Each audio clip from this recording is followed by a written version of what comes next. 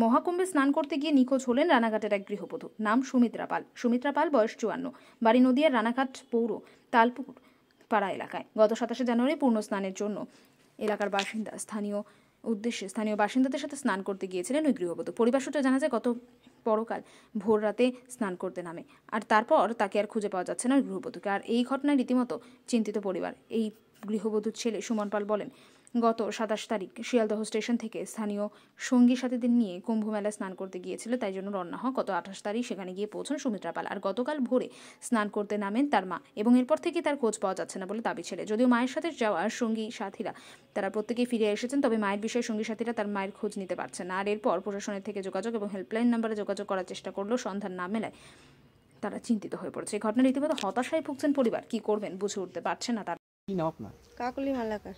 আজ কি হয়েছে আপনাদের এলাকায়? আমাদের এখানে এই শুনছি সকাল থেকে যে এই দিদিটা হারিয়ে গেছে, কুম্ভ মেলায় গিয়েছিল, গিয়ে খোঁজ পাচ্ছে না, এসেই শুনছি আমরা। কখন থেকে খোঁজ পাচ্ছি না বলে কি জানা গেছে? ওই ভোর থেকে, বলে ভোর সকাল থেকে চান করতে গেছে, ওখান থেকে খোঁজ পাচ্ছে না। তারা এখান থেকে কতজন গেছেন বলে জানেন? এখানে ওই 10-12 জন শুনেছি গিয়েছে। সবাই কি এই পাড়াতেই বাড়ি? হ্যাঁ, এই পাড়াতেই, এইখানেই সব। যাকে খুঁজে পাওয়া যাচ্ছে তার কি নাম? তার নাম সুমিত্রা পাল। বয়স কেমন হবে? বয়স এই 50-55 হবে। আচ্ছা, এই যে আমাদের থেকে বড় বয়স। আচ্ছা, ইনি কি ঘুরতে যান? এর আগেও ঘুরতে কোথাও? হ্যাঁ, এর আগেও শুনেছি গিয়েছে, বৃন্দাবনে গেছে, আর কোথায় ওদের সাথেই গেছে, আনন্দের সাথেই গেছে। কি নাম আপনার? আমার নাম কাকলি মালাকার। আপনি প্রতিবেশী? আমি এই তো পাড়ায় বাড়ি। এই গ্রাম, এখানকার নাম, ঠিকানাটা? এখানকার নাম তালপুর পাড়া মালির বাগান। রানাঘাট পৌরসভা? হ্যাঁ, পৌরসভা। কত নম্বর ওয়ার্ড এটা? এটা 20 নম্বর। কি নাম আপনার? আমার নাম সুপ্রভা পালকুণ্ডু। কবে হারিয়েছে এবং কবে গিয়েছিল? মা হচ্ছে 27 তারিখ গিয়েছিল।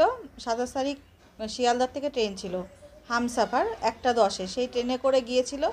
আর মঙ্গলবারে মা পৌঁছিয়েছে।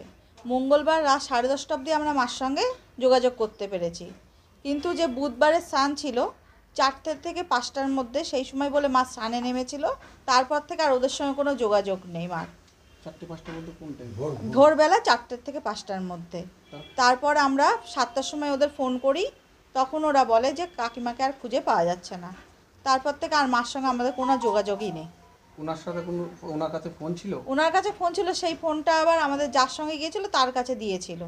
এখান থেকে কতজন গেছেন ওনারা? এখান থেকে প্রায় 10 জন মতো তো গিয়েছেই।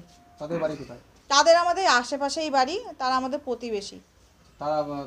তারা কিছু তাদের কাছে খোঁজখবর নিয়েছিলেন? হ্যাঁ, খোঁজখবর নিচ্ছি তাদের কাছে। তাদের খানিকটা সুইচ অফও ছিল ফোনে। তারা একটা ওখানে যেটা করার দরকার অ্যানাউন্স করার জন্য অনুসন্ধান কেন্দ্রে গিয়েছে, একটা রেজিস্ট্রেশন করিয়েছে। আপনার শাশুড়ি কি নাম? সুমিত্রা পাল। কত বয়স? এই 54 বছর বয়স। উনি কি করতেন? উনি হাউস ওয়াইফ। আচ্ছা, আপনারা প্রশাসনিকভাবে কোথাও যোগাযোগ করেছেন? আমরা হ্যাঁ, এই রানাঘাট থানায় গিয়েছিলাম, তা ওনারা কিছু করেননি। তা ওনারা বলেছে এটা যা করবে, ইউপি থেকে যা করবে সেটাই হবে। ওনারা চাচ্ছেন যে ওখান থেকে একটা মিসিং ডায়েরি, যেই আইডি নম্বরটা লাগে সেটা তো আমরা এখন কেউ নেই ওখানে, কে করবে সেটা? হেল্পলাইন নম্বরে কোনো যোগাযোগ? হ্যাঁ, আমরা করেছি। তারা বলছে সুমিত্রা পাল নামে এখনও কেউ এখানে জমা পড়েনি। আমরা অনেকবার ফোন করছি কালকের থেকে।